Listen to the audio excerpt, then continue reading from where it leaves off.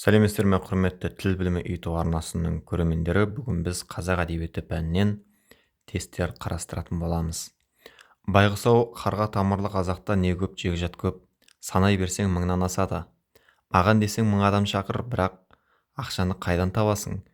Әлде баяғы Есейбайдың қыршынды тауына тығып кеткен алтынын тауып алдың ба? Деп тәкең күйіне бастады. Шерхан Мұртазаның Тәуекел той шығармасынан үзінді. Үзіндідегі уақыт пен кеңістікке қатысты сөйлем. Әлде баяғы Есейбайдың қыршынды тауына тығып кеткен алтынын тауып алдың ба? Келесі сұрақ.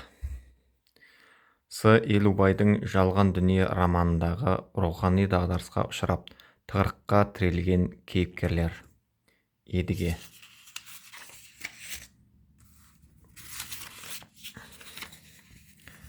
Әсемқұловтың Бекторының қазынасы әңгімесіндегі кейіпкерлер. Жандос және Қайырболды. Келесі сұрақ. Тынымбай Нұрмағамбетовтың Анасын сағынған бала әңгімесіндегі кейіпкерлер сөз иелерімен сәйкестендір. Әй балақай, сенің атың кім? Кімнің баласысың? Есмағамбет. Сен Алматыдан келдің бе? Менің мамам да Алматыда. Сержан. Асқар Алтайдың прописка әңгімесінің сюжеттік элементтерін сәйкестендір. Оқиғаның басталуы. Арқат түсте Өскеменнен автобуспен шықты. Оқиғаның шешімі. Арқат Самарға автобуспен кері қайтты. Құсайыновтың Томирис шығармасындағы кейіпкерлерді олардың іс-әрекетімен сәйкестендір. Шұғыла. Кирдің басын торсыққа салады. Спаргапис анасын шатырға шақырады. Келесі сұрақ. Жұмәділовтің Қазақстан Республикасының Абай атындағы мемлекеттік сыйлықты алған романы. Тағдыр. Сайын Мұратбековтың Жусан исі хикаясындағы кейіпкерлер сөз иелерімен сәйкестендір. Ертеде бір жетім бала болыпты деген ертегісін бастады. Аян. Менің де мынадай ақ көйлегім бар, үлкен сандықта жатыр. Апам кигізбейді. Қосым. Дулат Исабековтың Әпке драмасындағы кейіпкерлер сөз иелерімен сәйкестендір. Мен Қамажай апайды ертеңгі жұмыс күнімен құттықтаймын, бірақ бізге айтпағанына өкпелімін. Нәнзила Гаухар. Ғылыми тұрғыдан қарағанда әрбір адам өз қоғамына қай жағынан болса да пайдалы болуға тиіс. Омар.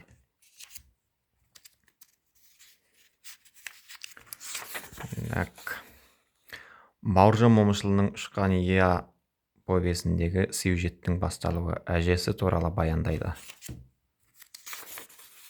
Жау тылындағы бала повесінде серікке қамқорлық танытқан кейіпкер. Анна Ивановна.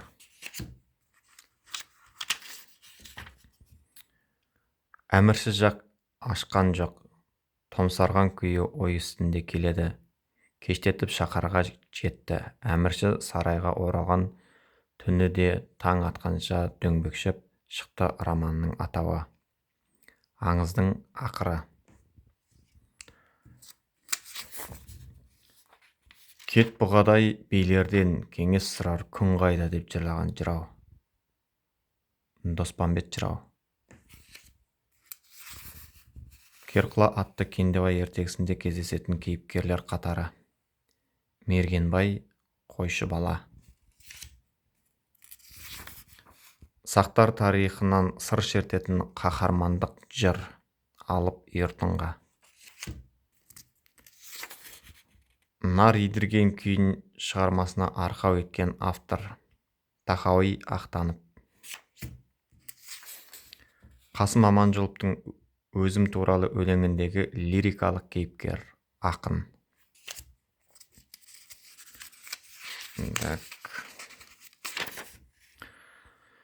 Сәкен Сейфуллиннің достық тақырыбына жазған өлеңі «Сырсандық». Ақбілектің әкесі Мамырбай.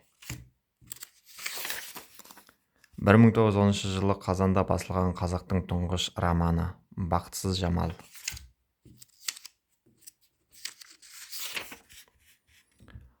Алаш туы астында күн сөнгенше сөнбейміз деп жырлаған ақын Сұлтанмахмұт Торайғыров. Абайдың ел ішіндегі алауыздық пен көрсе қызарлықты сипаттаған өлеңі «Қалың елім, қазағым, қайран жұртым». Ахмет Байтұрсыновтың «Адамдық диханшысы» өлеңінде көтерілген мәселе адамгершілік. Шоқан Уәлихановқа қатысты ақпарат. Қырғыздың Манас жырын жазып алады. Абайдың ақ қағаз бен қара сияны ермек қылайын, кім ішінен керекті сөз тапса жазып алсын деген қара сөзі. Бірінші қара сөз. Мұрат Мөңкеұлының ел штатқа көніп, елді ауылнайлары билей бастағанда айтылған толғауы үш қиян. Еділдің бойы ен тоғайға ел қондыруды армандаған ақын Махамбет Өтемісұлы. Қабырға өзенінің бойына тоқтап, егін егіп, елім бай қылған кейіпкер Сейітқұл. Қобыланды батыр жырындағы құртқанның іс-әрекеті буырылды алтын тонға орап, баптап күтеді. Ауызбіршілік пен алауыздық туралы ойға үндес келетін Майқы бидің нақыл сөзі: алтау ала болса ауыздағы кетеді, төртеу түгел болса төбедегі келеді. Қазақтың алғашқы хандары Керей мен Жәнібектің ақылшысы болған, еліне қой үстіне бозторғай жұмыртқалайтын қоныс іздеген ақын жырау Асан Қайғы. Роза Мұханованың «Мәңгілік бала» бейне әңгімесіндегі кейіпкерлерге тән белгілер: күнәсіз, ақылы, дұрыс, қайғылы. 20 ғасырдың бас кезінде феодалдық кертартпа салттар әлі де бір жолата жоғалмай тұрған дәуірде шәкәрімнің сол естелікке қарсы шығып, ескілікке қарсы шығып, еңлік пен кебектің жазықсыз өмірін жырлауы жаңа қадам, жақсы талап еді. Сондықтан да мұны шәкәрім шығармашылығының аса бағалы жағы ретінде қарау қажет деген пікірдің авторы М. Базарбаев. Келесі сұрақ. Қабағы қарс жабылып, екі қасының арасындағы терең қос сызық айқаса түскен күйі ауыр ойдан арыла алмай түйіліп тұрып қалды. Мұхамбетқалиевтің «Тар кезең» романында сипатталған кейіпкер Сырым би. Келесі сұрақ. Сахиптың айдағы жасырынбақ әңгімесіндегі рухани құндылықтар қатары: ғылыми зерттеу, технологиялық заттар, айдың атмосферасы.